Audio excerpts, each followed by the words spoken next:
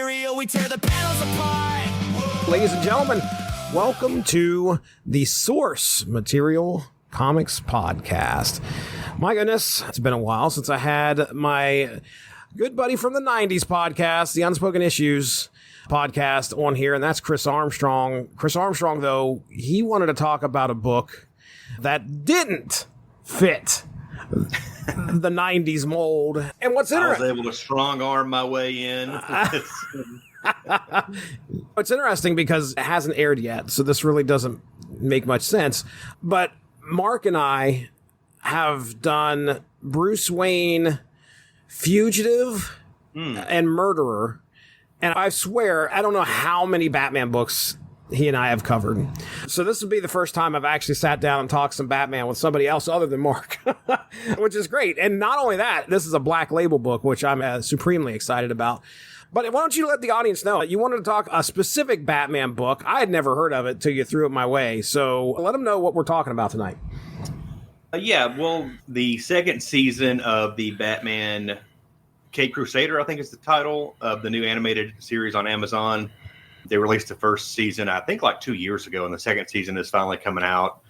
So I figured because that series is set in like a 1930s, 40s era Gotham City, it would be appropriate to look at this comic book series, The Batman First Night, which is sort of a reinterpretation of the early Batman adventures by Dan Jurgens and Mike Perkins. That's the creative team.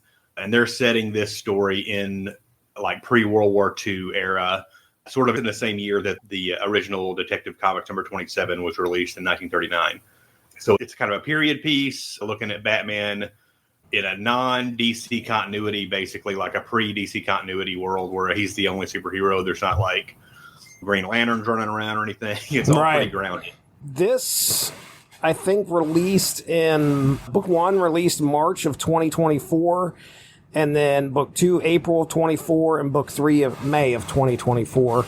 You hit the nail right on the head here. This is a Batman that is definitely in his early days. So we're telling a story that could possibly have could have happened. It seems like it fits that era so well. They're going back and telling this story like it is the late 30s, and it's an interesting concept. Dan Jurgens, I think we're all used to him writing Superman. Yeah. And watching him do a Black Label book, which I think this is his first Black Label book, I believe. Yeah, and I appreciate a good Elseworld / Black Label telling a story. You mentioned the creative team here, Dan Jurgens, Mike Perkins on art, colors by Mike Spicer, and then lettered by Simon Boland. Had you read this before you suggested it? I didn't know. I read it when it was coming out, and I was really excited because I had seen it in like previews and stuff. And I like Dan Jurgens. I like the noir setting that I knew it was going to have. I've tortured you a little bit about you not being that familiar with Batman the Animated Series. And that was a show that, like, kind of retroactively, I kind of have realized, I think, a little bit that my love of like film noir probably started with that show, because it's very, although it's got modern trappings like computers and stuff, like it's not necessarily set in any specific time, but that show has definitely got a film noir feel to it that they implemented on that. And I think maybe once I got older and started watching those old movies, part of the reason I connected to them might have been because of the animated series. So when this was advertised, I knew I was going to be interested in. You may not know, but they have released a sequel. I think it's called Second Night. Yes. More recently. And I didn't like it quite as much because they bring in Superman into that, and then you're starting to get a little less grounded when you're dealing with that character, which it was still very good, but I didn't think it was quite as good as this first effort. So as far as the animated Batman Caped Crusader that came out there last year, was it last year or a year before? I think it came out 2 years ago. Really, Amazon's really bad about dragging their heels on right their shows. So did you have a chance to watch? I can't remember if you joined us when we talked about it or not. I don't think so. Okay. I don't know if I even knew you guys had covered it. But yeah, me and Alexis, I think, talked about, I'm pretty sure I was involved in that one. I know I watched it all. I'm pretty sure I did a podcast on it. And usually if it's animation related, it's usually Alexis. So I think we covered that when it came out, shortly after it debuted. What'd you think of it?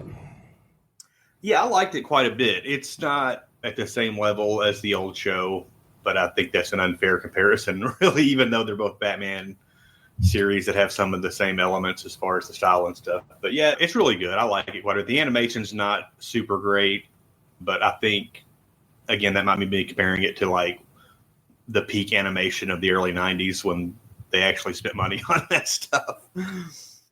But yeah, I like the show quite a bit. All right, well, if you're ready here, unless you got some other pre-story notes, I've got the synopsis ready to rock and roll. Let's roll. All right, so yeah, we're talking the Batman, and that's Bat-Man.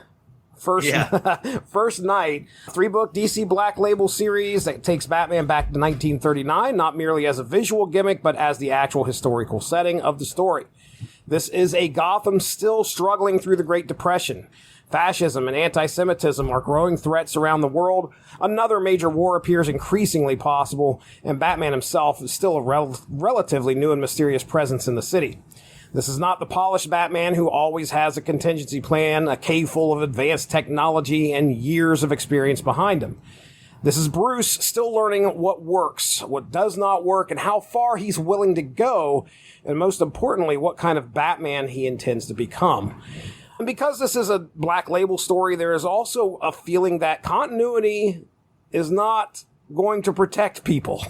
When Bruce gets hurt, there's a danger there. You could possibly see, what are they going to do here? Because they have the freedom to do kind of what they want to do with these characters. Yeah, that could be a bold move to end a Black Label miniseries. It's out of continuity. Just kill Batman. Right. He goes out in a blaze of glory somehow or whatever. Like, that's the freedom that Black Label and Elseworlds and stuff give you when you're making these stories. Yeah, it's absolutely on the table. Now, again, taking us back to Gotham in 1939, the book doesn't constantly show us bread lines or people starving in the streets, but the Depression is definitely part of the atmosphere. Political leaders discuss the economic suffering in Gotham. Desperate people are living in shanty towns, and the city definitely feels vulnerable to anyone promising order and stability. At the same time, the story connects Gotham to the larger fears of the era. Hitler is rising in Europe. Anti-Semitism is present in America. Certain people are openly sympathetic toward the Nazis, while others recognize the danger and are trying to warn people before it's too late. Now, me personally, I thought that the historical elements worked reasonably well. I think the book does pause to make sure the reader understands the point it's making, especially during some of Bruce's conversations with Rabbi Jacob Cohen. Some of that dialogue felt less like two people naturally speaking and more like the book was trying to underline some historical themes. But overall, I thought the setting was important because it constantly reminded us that this is an early Batman operating during an especially uncertain period. Yeah, speaking of Rabbi Cohen, I like that character and the way Batman has kind of it kind of recalls Daredevil. Yes. His relationship with the priest in the early Netflix Daredevil seasons. I know that there are in the comics elements of that where he's super Catholic. He has relationships with nuns and clergy at different times in the comic series as well. But that's what really reminded me of Daredevil with him having that. And it makes sense that it's not any other religious leader, that it's a rabbi, because Jurgens is quick to keep coming back to the anti-Semitism of the time and the rise of Hitler in Germany and everything. Right. Yeah, 100%. I did get the same Daredevil feeling that you're talking about. So the central mystery kind of begins with a strange figure broadcasting over the radio, a man who will become known simply as the Voice. And when I say he's broadcasting over the radio, I think he's just having two-way conversations with some people, and he's put this plan into place. Was he ever, broadcasting on a regular radio station at all? I didn't get that sense. I don't think so, but that could have been an interesting element to throw in there of him kind of fomenting some of the unrest with, pirate radio broadcast stuff. But that never happens. It's just, I think, a way of him trying to maintain anonymity when he's with the underlings and stuff is what I'm assuming is why he's doing it that way. Right. And at the beginning, we get an idea of he's obviously got some kind of a plot that's going on. He's orchestrating something big. Meanwhile, prominent Gotham figures are being brutally murdered. From what we understand, it's by two enormous, almost inhuman attackers. These men are grotesque. They're tremendously strong. You can barely injure them. They barely speak. When they do, there's words that come out of their mouth, but it does not sound human. Yeah, their verbiage is basically just that of the Hulk. Oh, yeah. Similar like that. Very just long drawn out like one word sentences and stuff, like like animalistic sort of. Right, like a caveman or something like that. Right. Now, where Batman first encounters them is at an attack on the mayor's mansion, I believe. And this is one of the first places where the story establishes just how inexperienced Batman still is. Bruce can kind of surprise them occasionally, but he can't overpower them. That's made very clear. They throw him around. Before we even see the attack on the mansion, we already have seen their handiwork with one of their previous victims that had his head ripped off. Yes. Whenever Gordon goes to that, I think a diner, and they've already discovered the body, and Gordon goes there to get the scoop, and the guy's had his head ripped off. Yeah, and I love the joke where the cops are like waiting for him to lift the blanket up. And Gordon's completely expecting to try and figure out who this is by looking at his face. Yeah. And his head's completely gone. It's laying like on a buffet table or something across the way. So yeah. These things are monstrous. I think they're... And this is the one element that's stretches reality a little bit, especially for the time. But it's a fantastical kind of... It's a superhero comic. And I'll give you that because... one of the things that they do, and I might mention this later on in the notes, I don't know, but this is crime noir for sure, but they are definitely putting horror pulp elements in here. And that's kind of what I get from this, is that we got these two things, these hulking beasts. I think they refer to them as the Beast Men at some point or something like that. These two things are just going around and... yeah, they're killing authority figures. They're killing council members and stuff like that, putting the fear into Gothamites, that's for sure. But yeah, Batman runs into him at the mayor's mansion. He's trying to save the mayor because the mayor's the next target. And I think Batman draws him out onto a roof, and as he's trying to beat them basically physically, he's not able to do it. And then I think one of them throws him off the roof of the mansion. Yeah. And he ends up I think landing in an alleyway or something, or at least landing on the ground and making his way to an alleyway, and that's where he first meets Rabbi Cohen. But I love that. I love the fact that, Batman is not invincible. We're used to him being the smartest and most prepared person in the room, and here he's facing something that he doesn't understand. Like, there's intelligence alone can't immediately solve this issue. And sometimes brute force is just brute force, and Batman has not yet learned how to compensate for that. This is supposed to be basically the original 1939 Bruce Wayne Batman. So he didn't go, by all accounts in this story, he didn't go train with Ra's al Ghul. He's really just a rich guy who's orphaned, and he obviously very smart and uses scientific methods and stuff, but he's not basically the unbeatable JLA Batman. And he's still kind of learning how to be Batman at the same time. Right. I think they've only been sightings of the Batman for a few weeks at this point when the story picks up, and Gordon had never met him until at some point in the first issue, I think.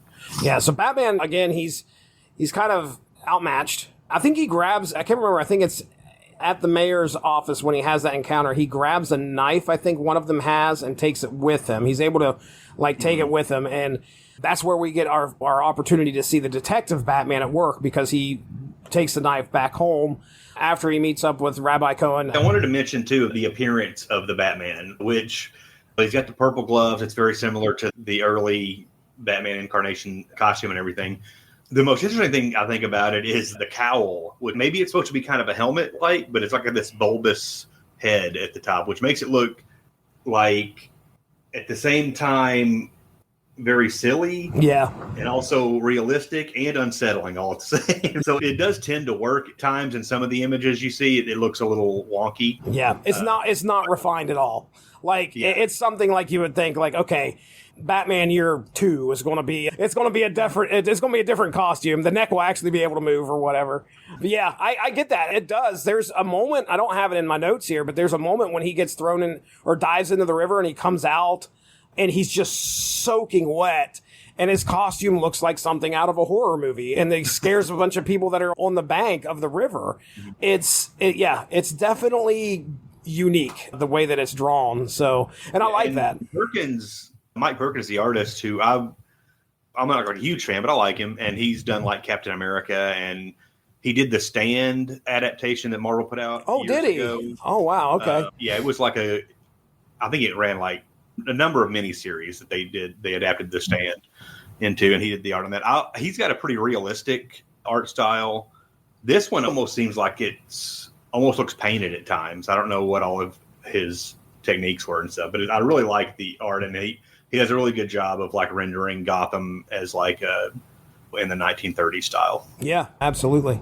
Yeah, the knife, by the way, Batman does a little bit of detective work. I think this is where he first kind of runs into James Gordon, Commissioner Gordon, and he's like, hey, do me a favor, I need you to pull a print, and we find out that this print belongs to somebody that was supposedly died in the electric chair at Blackgate Prison, a guy by the name of Luigi Annunziata, I believe. So now our mystery deepens. We have a knife that ties to a potentially already dead person, and now these zombies, what's going on here? Exactly, that's what's going through my head. These guys definitely, they don't look these monstrous beings. Their heads are all kind of disfigured. I don't know, do your best to describe what these things look like. Oh man, they almost look in a way like their bodies are overgrown with tumors. Yeah, and like their skin is breaking open, and they just look like big pink hulks. Sort of. Yeah. And they are, I don't think they're ever referred to as the Monster Men. Maybe they are. I think you said they were called Beast Men at different points. But again, I'm not a Golden Age expert, and I haven't actually read this Matt Wagner series I'm about to bring up. But I believe the Monster Men storyline is an adaptation of like an early Batman comic, maybe the first Batman comic. Oh. And then Matt Wagner, I believe, reimagined it in like the 2000s with a series called Batman and the Monster Men.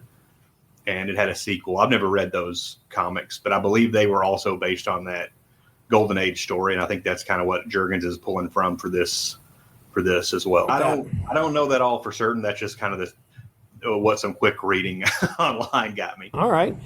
Yeah, so obviously now we have a tie to Blackgate Prison, where supposedly these people are being executed by the electric chair. And we also get to meet Warden Shelby, I think is his name. Things are definitely questionable, though, if there are people still walking about that may possibly have gone to the electric chair and supposedly died. I do think Jurgens and Perkins, both with the dialogue and the art, really do a great job of acclimating the reader to the setting early on. Mm-hmm. Like right away what year you're in and kind of what the environment of the city is like at this point. At one point in the first issue, I think it's when the actress and the actor show up. I know that the woman is like Batman's first Golden Age love interest. Yes, absolutely. And she has come back in different incarnations over the years. Yeah. I think he's doing the fingerprinting thing at this point, and he sees he has an alarm system set up where somebody knocking on the door, ringing the doorbell, and a little bell and light bulb pop. Very of the era technology, which I thought was kind of interesting, and I liked that. I read something here as well. Perkins did a lot of research on what things looked like back then. Yeah. I think the lab, I think it's Batman's lab. Oh, let me scroll don to that note. Oh, okay. Yeah, he said Bruce's laboratory is partially modeled after Thomas Edison's real laboratory. There's a lot of mention of like the costume, the boots and stuff were definitely appropriate for the period. They said Perkins enjoyed using the long ears, large cape, and exaggerated silhouette of the original costume. There are some really great images of Batman in the shadows or being just barely illuminated by the moon or like in mist and stuff. There are a lot of really awesome images of him looking like a creature of the night, basically. So Batman's relationship with James Gordon is another major part of the story. Gordon does not completely trust him as far as the police are concerned. Batman is an unidentified vigilante running around Gotham in a costume. But Gordon also knows that his department is corrupt and that conventional law enforcement is not stopping these murders. So Gordon takes a chance. Their partnership does not begin because they are already friends or because Gordon immediately believes Batman is a hero. It begins because Gordon wants Gotham to change, and Batman may be able to accomplish things that the police cannot. Now, I also like that part about it, that you have to kind of start somewhere. So this is a good starting point where Gordon's like, okay, I'll do this for you. And then that kind of gives them the opportunity to kind of develop a friendship afterwards. And like always, the shining light of the police department is Gordon. Yep. Everyone else is pretty much corrupt or very shady. 100%. I also like that Gordon's not merely like Batman's police contact because he saves Bruce's ass like a couple times in this, which is great. We also get to meet Maxie, and we kind of get a glimpse into Gotham's criminal information network. But Batman understands that this guy has access to information that doesn't really flow through official channels. So Maxie's, I don't know the best way to put it. He feels like he's not a mobster, but you can tell he's probably connected somehow. But he treats his women fairly, and it's fun to watch him and Batman kind of go back and forth because Batman sort of realizes that he needs him. There is a point where I think Batman orders Maxie to kind of guard the synagogue. Because that's where Maxie really comes in, as a big part of the final issue where he kind of shows up and has a heroic moment. Yeah, I do think him being the only quote unquote good pimp is a little eye rolly. Yeah. He's the good one. He treats him right. I don't know that those exist. Right. At least not in this era when it was all certainly illegal. But yeah, that character does have some good moments as the story progresses. Yeah. Yeah, and again, this is a bit of evidence of his detective work. He finds out that Maxie is not his real name, obviously. His real name, he has a Jewish name. Kirschbaum, I think, is his last name. And he obviously... Not uncommon for the time. Right. Tells him, hey, you need to watch the synagogue, because at that point he appreciates and wants to protect Rabbi Cohen as well. We'll talk about a little bit more of that here in a second. But I want to talk about Blackgate and the electric chair, because once Batman connects, this is about the end of the first book, once Batman connects the attackers to executed prisoners, he goes to Blackgate. And there's an inmate there that's about to be put to death. And I think Batman has figured out, okay, he's probably the next target for whatever these guys have planned for these people. He's going to be a monster soon if he gets executed. Right. So Batman infiltrates the prison. He confronts Warden Shelby, but Batman ends up getting captured by two of the guards. And the book ends with Batman strapped into the electric chair, and then they pull the freaking lever. They straight up electrocute him. I had it here that as far as strong images throughout these 3 issues, that one is the one that made me go, oh, holy crap, because you end it on him he's getting electrocuted, which is crazy. Yeah. Bit of an overreaction from the guards. Yeah, right. They strap him in there, and the people that are watching, getting ready the witnesses, the lights are out, I think, and by the time the lights finally come back on, they pull the lever. And at the beginning of the next book, the witnesses are horrified to not see that the killer that was going to be executed is not there anymore. Instead, it's this dude in a mask. But Batman's probably going to survive at the end of the first book.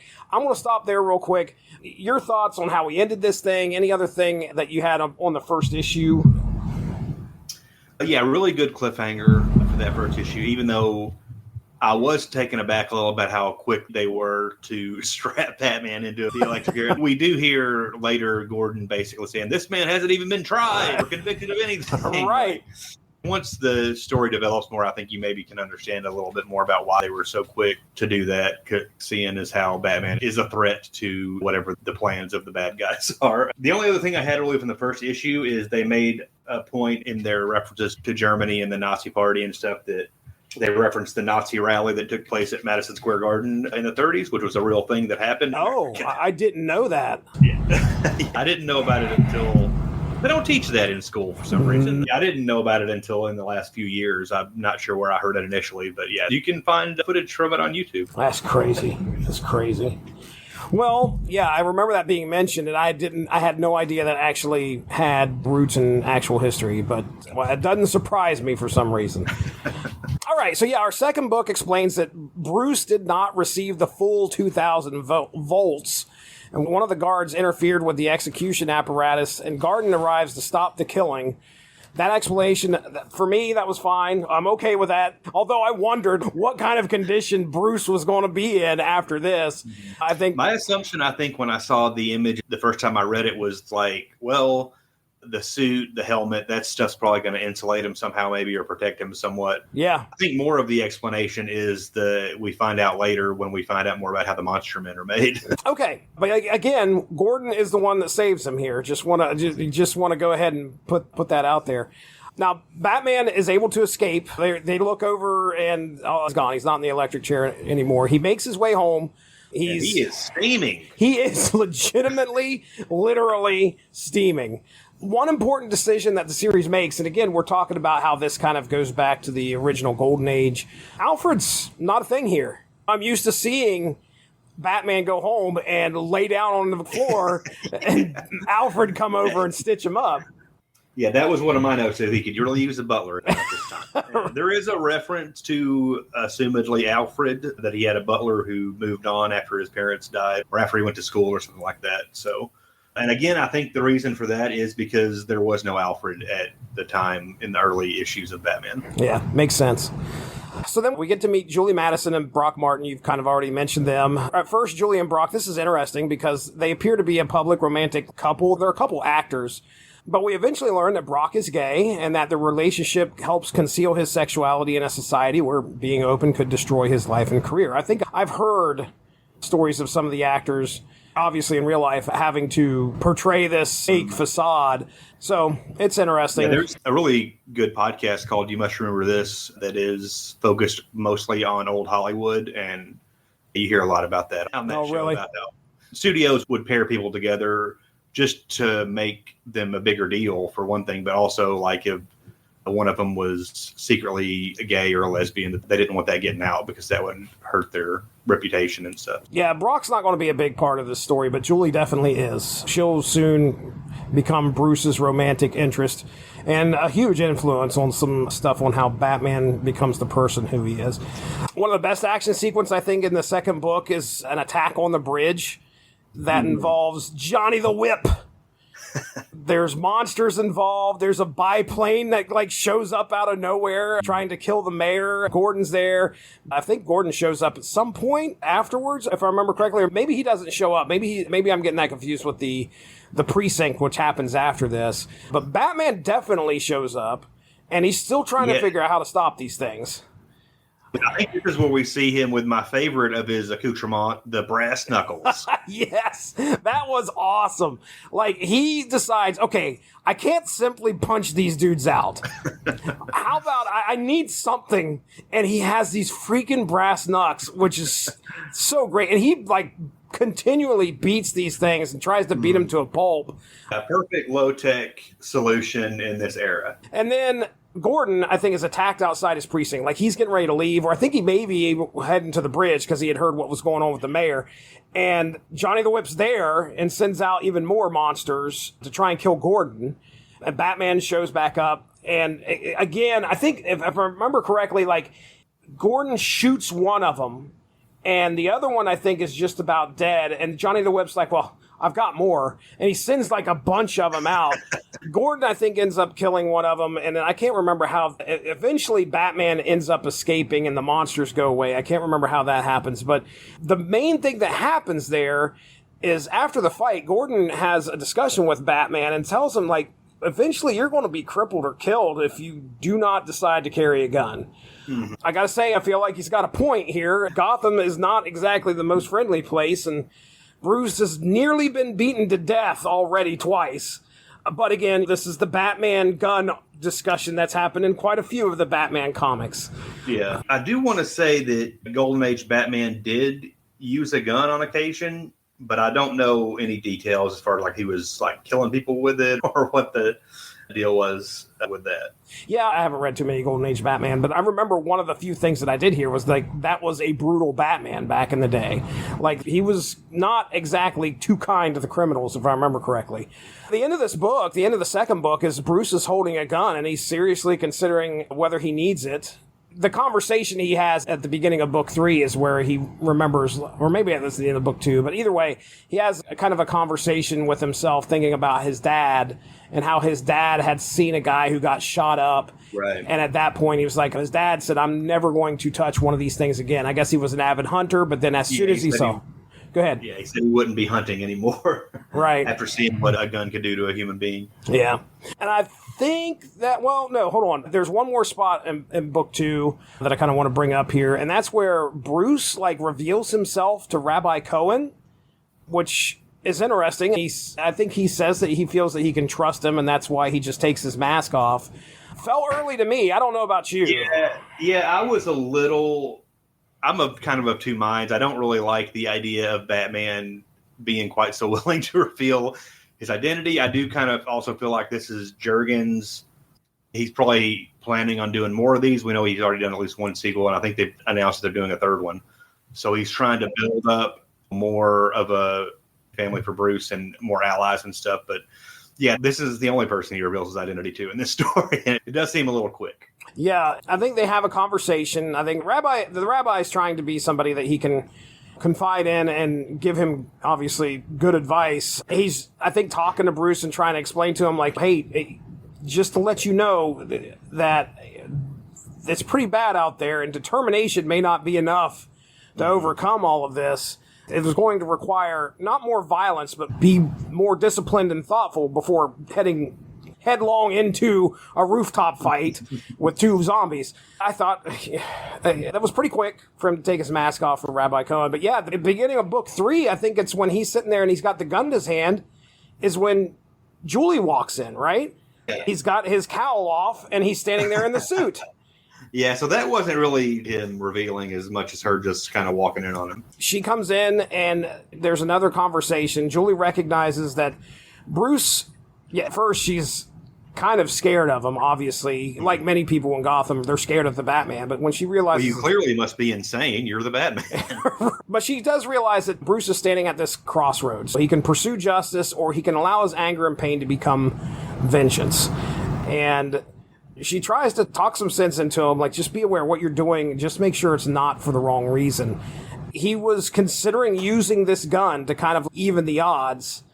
He was obviously afraid that he couldn't defeat these creatures without using some type of lethal force on them. I think it isn't evident that he makes the decision to put it down, but he definitely puts it down because there's obviously a lovely lady standing there right beside him, and I think they have a night of passion. Oh, yeah, time to get down. Yes, they do. And again, I think that we're establishing this is an early Bruce Wayne here. This is a very early Batman. He's letting people in his inner circle. He has definitely not been scarred enough to understand that the people who get close to him will probably end up being threatened in some way. Yeah, targeted. All right. So, yes, he's perfectly fine with her knowing his identity. The next morning, we find out that Batman Bruce has destroyed all of the firearms that he had, which he had a lot in that case, and he threw them all into like a burner of some sort. So now he's kind of drawing the line. Okay, not going to use guns. All right, that's kind of one of those familiar things of the Batman.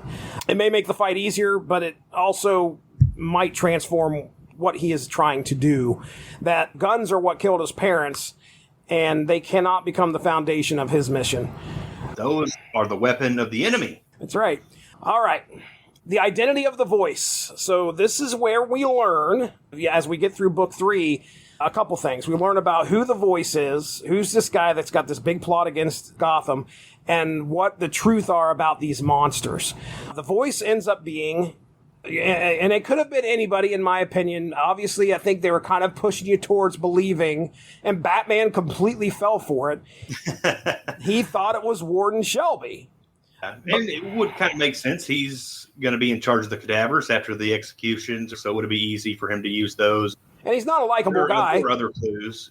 Say again? He's not a likable guy. Yeah. You don't like him. And number 2, like, when things really start to hit the fan, he's... like, well, crap, maybe I'll be the last guy that's still breathing, and I'll be able to get into some spot in the mayor's office or whatever. Mm-hmm. So he's got political aspirations, but yes, Batman ends up confronting him, and what ends up happening is he realizes that the warden is not the one that did this. Instead, it was, I guess, his right-hand man, Captain DeBesso, I think is his name.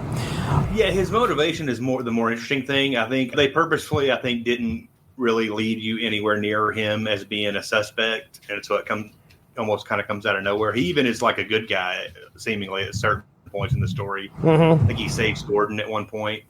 So I didn't necessarily dislike it, but it wasn't like a genius reveal or whatever. But I did think his motivations are interesting. Basically, he is an isolationist in that era. Like, that was a lot of people didn't want to go to war when it broke out in Europe in World War II. A lot of Americans thought, we'll keep our hands out of it, let them do their thing, and we're fine over here.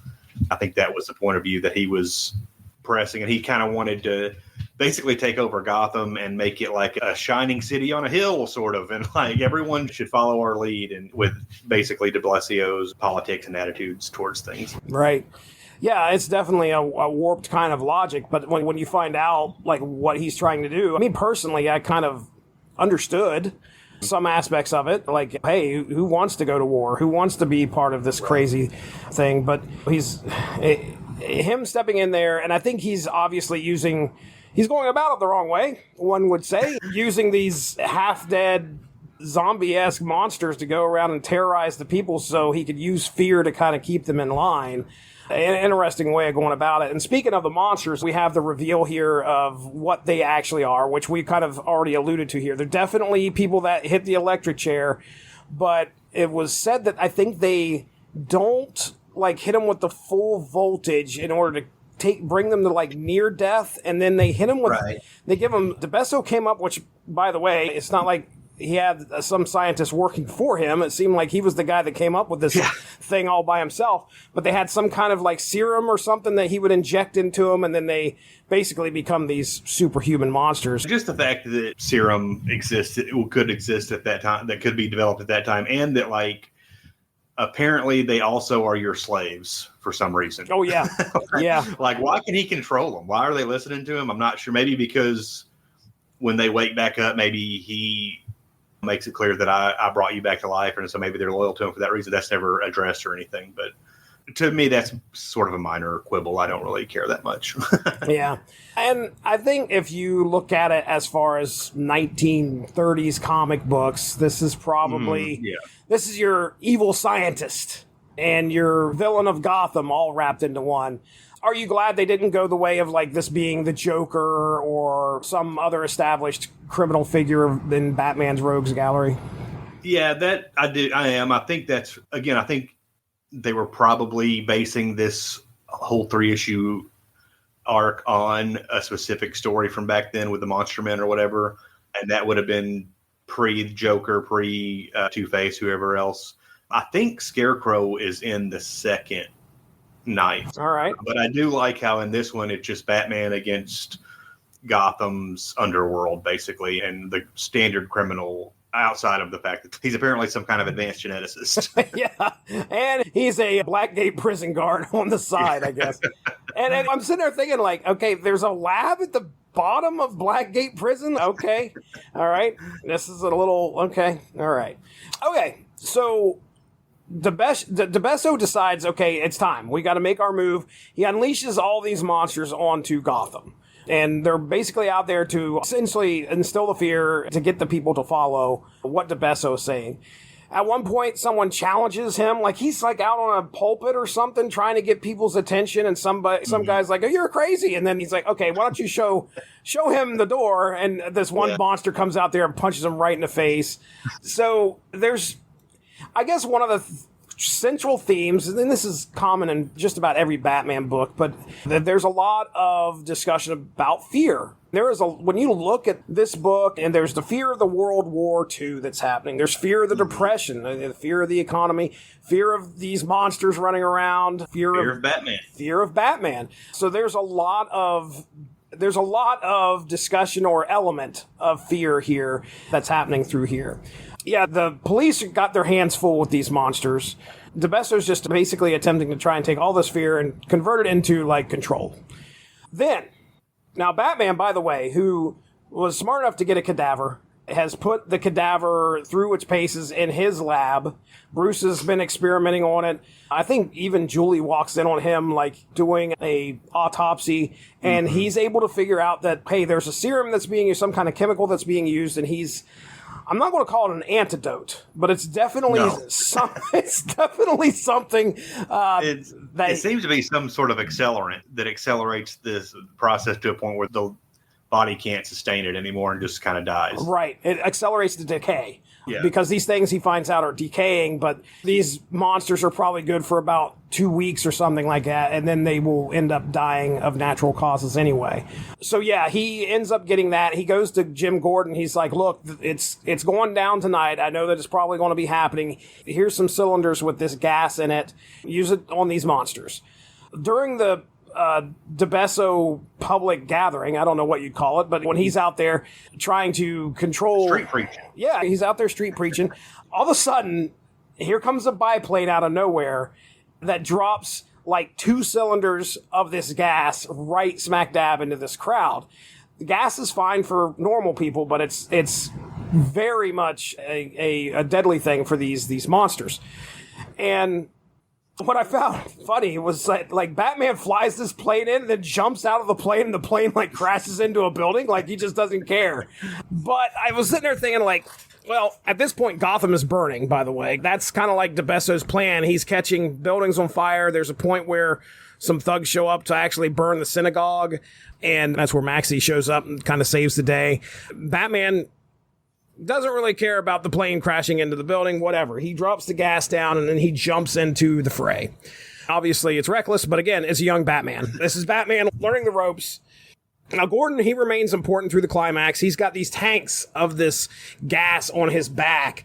He is spraying these zombie-esque creatures with it, and they start to melt. I loved the kind of body horror, grotesque stuff that was happening here. When I first saw him with a tank on his back and already half the city's burning, I was like, is he got a flamethrower?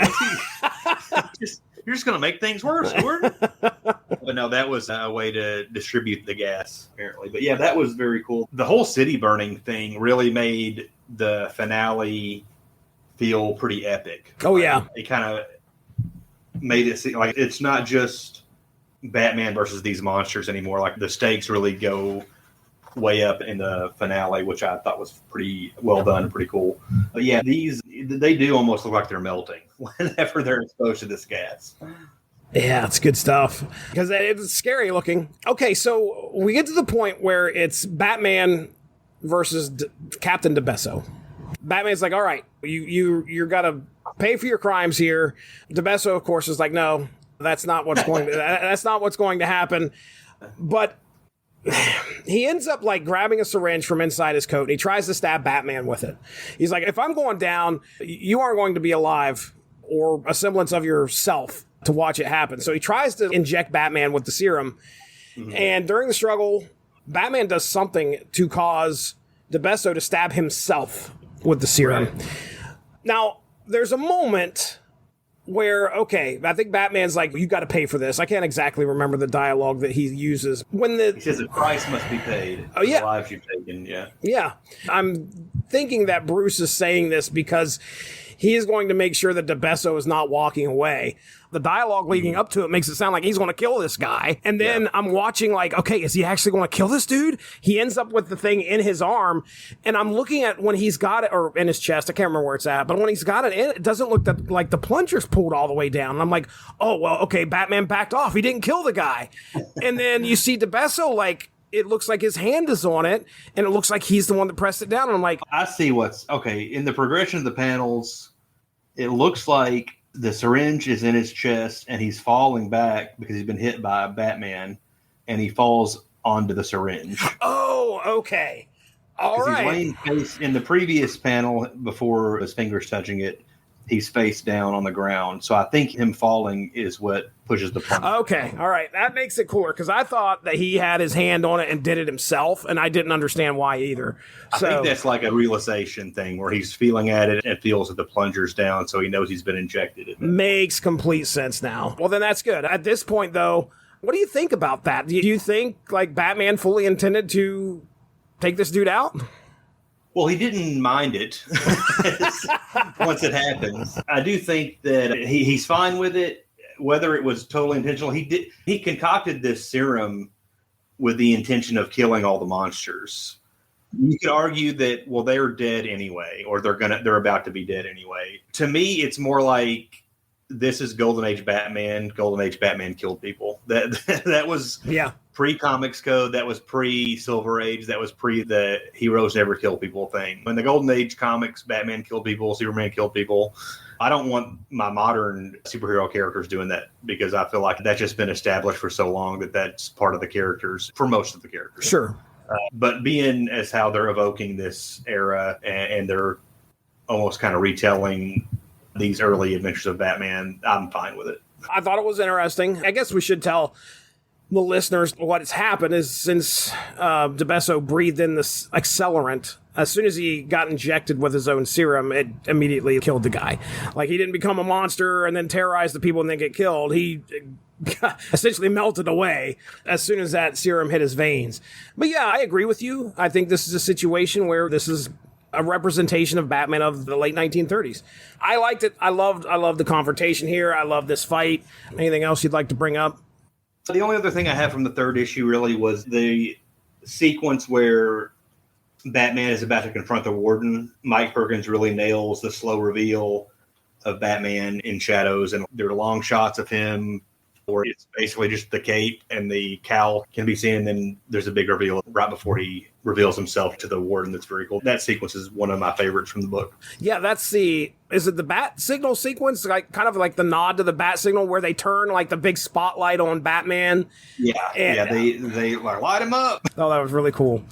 Okay, yeah. So after everything, obviously Gotham is still burning, and shortly thereafterwards, they're trying to get things under control.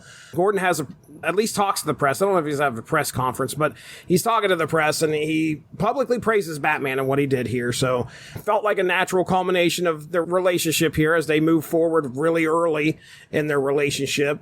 Gordon watched Batman repeatedly kind of like risk his life, while Batman learned that Gordon is one of the few honest men within Gotham's police system. We have a discussion, Rabbi and Bruce, as they close the book out. The Rabbi Cohen has a discussion with Bruce, and that's kind of like the statement of Batman here, where the Rabbi recognizes that Bruce's mission may never bring him peace. Bruce, he can protect people, fight injustice, he can create something like meaningful from his pain, but nothing of that's going to guarantee that he heals. We know that the crusade is pretty much endless for the Batman that we know. Yeah. And it's really cool to kind of see the Rabbi Cohen kind of recognize that right off. They've only been friends for like probably a few weeks here at this point. But yeah, the Rabbi recognizes that this is a broken man who's going about trying to figure out if he can deliver justice, but will that allow him to heal? And the Rabbi kind of questions that. Our final image is Batman swinging across the sky with a smile on his face while Gotham burns behind him. Which felt kind of odd to me, but I understand what happened here. This is a victorious Batman who has found some friends and found a bit of acceptance. He's not a firefighter, but he's obviously stopped the big villainous plot. And that's kind of where the final image leaves us here. Overall, looking at all three books, The Mystery of the Voice kept the plot moving. I thought that was pretty interesting. But personally, I was more interested in Bruce and how his development happens as he turns into Batman. The early development of Batman, I think that stuff seemed more interesting to me than the big conspiracy. Because honestly, when I was reading this, I was like, I really don't care who this villain's going to be. If it's somebody big, okay, great. But it's going to be fun to watch Bruce work his way through the early days of Batman. I like that. DeBesso is basically someone Batman can defeat. But Bruce's journey is finding out the kind of hero that he's about to become. This was a great series, in my opinion. I did want to mention one thing I forgot to say when I was talking about how Jurgens and Perkins really set this stage in the early pages with the dialogue and the images and stuff. One of the things that is recurring throughout the entire series is Jurgens is constantly throwing in 30s era vernacular, like turns of phrase that are never used anymore. Oh, yeah. Like, duck soup, Commissioner. Like, I don't know what that means, but it definitely fits with the style of the story they're telling. When Batman's talking to like Tilly, the lady of the night there at Maxie's, she definitely was throwing out some street lingo slang or whatever, and I was just like, what in the world is she saying? I think book one was probably my favorite just because of the electric chair cliffhanger. Like, I didn't know what was going to happen after that. I was like, oh, they kill him. They could be killing him. This is a Black Label. You never know what's going to happen here. Book two has some of my favorite action in it, where it's got Batman and the brass knuck. That's some great stuff. And then book three delivers a satisfying resolution. Kind of gives you a bit of moral ambiguity, more uncertainty on who Batman is, that he's got still a long journey to go. Batman remains a work in progress, I guess is the best way to put it.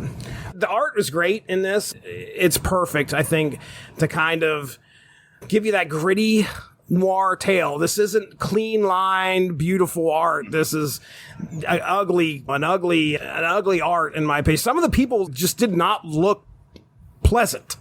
I think one of the cops at Blackgate, or one of the guards at Blackgate, you get a look at his face, and he's not one of the monsters, and he looked scary. It gave you this kind of like dirty, dangerous feel to the book, which is great.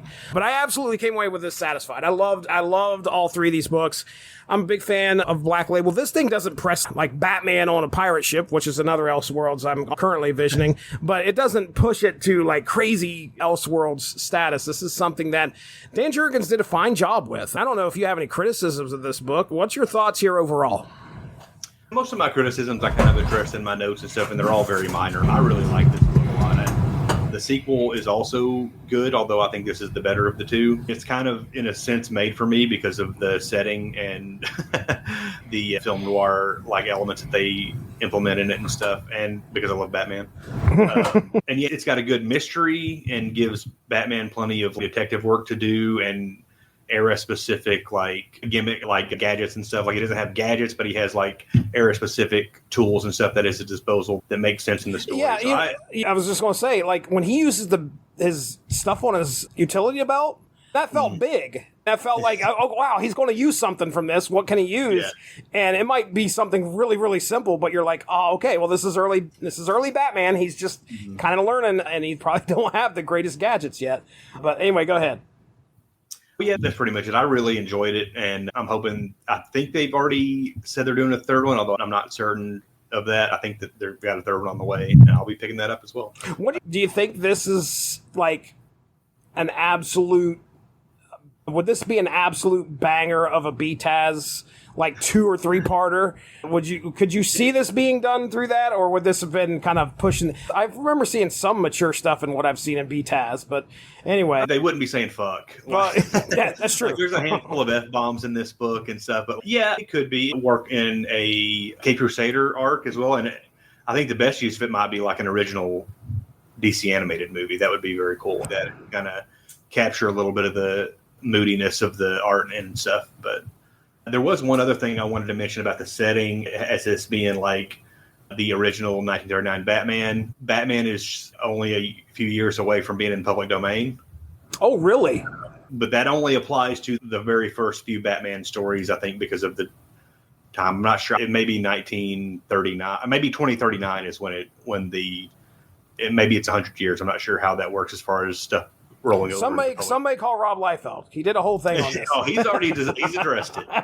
He's excited to do some Batman stories. But I have heard some people, like when this was first announced and was first coming out, people online talking about how, well, this is a way for DC to like keep the copyright, because now they've got a copyright on this story, so that applies to. And I don't think it works that way. But I think maybe one of the reasons this was created was DC maybe wanting to steal people's thunder for getting ahead of that stuff. Like, we've already done this official Black Label version of the early Batman before it becomes public domain. About who knows? I don't know if that was a factor at all, but I just thought it was an interesting element to it. And if they were trying to do that and like preempt that type of stuff, I would think they would have waited until closer to when that's actually going to happen. Right. I think several years away from now. But all right, man. Well, good discussion all around. I've hit all my notes here. I love the fact that I had the opportunity to read the book, and this did not drag. I feel the same way, yeah. This was a situation where I was like, oh man, it's 150 some pages. The good thing is there were a couple dense parts where Batman was talking with Rabbi Cohen or something.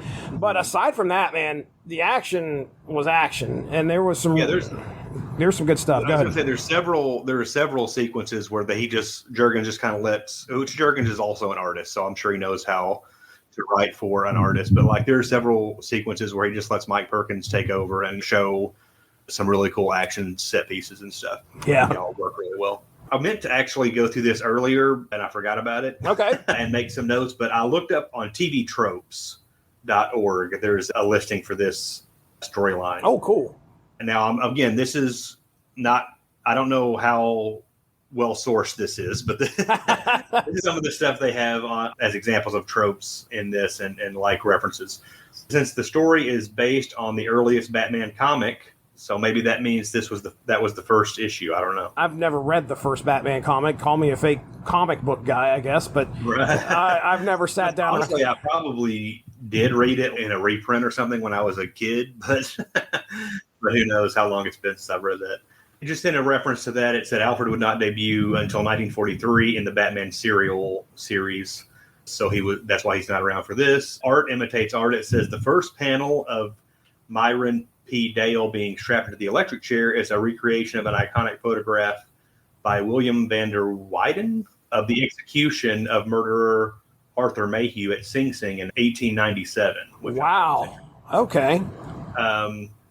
Rabbi Cohen, I believe, is an original character created just for this story, and I believe that's the case also with the Warden and DeBesso or whatever.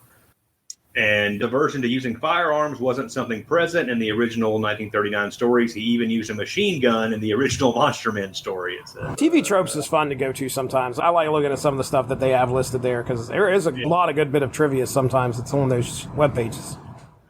Yeah, they also mentioned the Batman with a hyphen is how it was spelled in the original. So. Yes. yes. All right, man, we did it. We talked about The Batman First Night. So what do you have going on over there in your neck of the woods? Small screeners, because movies, anything else going on? Yeah, I've got a couple of movie podcasts I do with my buddy AJ. One is Small Screeners, where we talk about direct-to-video and made-for-TV movies. And we got another one called Because Movies, where we kind of talk about whatever we want, movie-wise. A little more freedom on that one. So you can find those on your podcatcher of choice. But yeah. Source materials on Bruce Wayne Murderer and Fugitive, August and September of 2026. So if you guys want more Batman, this is a great way to kick it off, in my opinion. We do this story and then more Batman to come shortly after that. So folks, check that out. Well, with that being said, we are getting out of here. That over there is Chris Armstrong. I'm Jesse Starcher. We'll be talking to you soon. Have a good one. Bye-bye. All Duck right. soup, Jesse. Duck soup. Not duck soup. Thanks for joining us. All of this would not be possible without W2Mnet.com, so make sure to seek them out for more podcasts. If you enjoyed what you heard today, please feel free to share, and we look forward to entertaining you again soon.